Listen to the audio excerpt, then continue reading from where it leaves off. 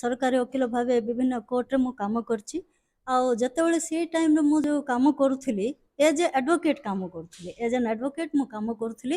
ଆଉ କୋର୍ଟ ଭିତରେ ହିଁ ମୋର କାର୍ଯ୍ୟଟା ସୀମିତ ଥିଲା। କିନ୍ତୁ ମୁଁ ଏବେ ନିଜକୁ ପ୍ରାଉଡ୍ ଫିଲ୍ କରୁଛି, 2018ରେ ମୁଁ ଶିଶୁ ମଙ୍ଗଳ ସମିତିର ଅଧ୍ୟକ୍ଷା ଭାବେ ଦାୟିତ୍ୱ ଗ୍ରହଣ କରୁଥିଲି।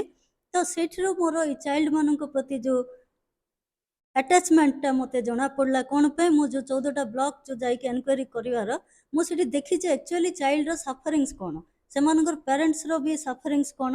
ଆଉ ବହୁତ ଭିକ୍ଟିମ୍ମାନଙ୍କର ଏନକ୍ୱାରି ବି ଯାଇଥିଲି, ଯେଉଁମାନେ କି ଛୋଟ 3-4 ବର୍ଷର ଛୁଆମାନେ ବି ଏବ୍ୟୁଜ୍ ହେଇକି ମେଡ଼ିକାଲରେ କୋମା ଷ୍ଟେଜ୍ରେ ବି ଥିବାର ମୁଁ ଦେଖିଛି। ତ ମୁଁ ଯାହା ଫିଲ୍ କଲି, ଏଜ୍ ଏ ଚାଇଲ୍ଡ ୱେଲଫେୟାର କମିଟିରେ ମୁଁ ରିହାବିଲିଟେସନ୍ କରୁଥିଲି ଭିକ୍ଟିମ୍ମାନଙ୍କୁ, ସେ ସୁଯୋଗ ପାଇଥିଲି। କିନ୍ତୁ ମୁଁ ଚିନ୍ତା କଲି ୟାଠାରୁ ବେଟର୍ ହେଲା ମୁଁ ଯଦି ସରକାରୀ ଓକିଲ ଭାବେ କାମ କରିବି, ତ ଏଇ ଭିକ୍ଟିମ୍ମାନଙ୍କୁ ମୁଁ ମୋର ଯେତିକି ହେଇପାରିବ ମୁଁ ସେମାନଙ୍କୁ ଜଷ୍ଟିସ୍ ଦେବି ବୋଲି। ତ ସେଇଟା ଯେଉଁ ମୁଁ ଧନ୍ୟ ଫିଲ୍ କରୁଛି, ସରକାର ମୋତେ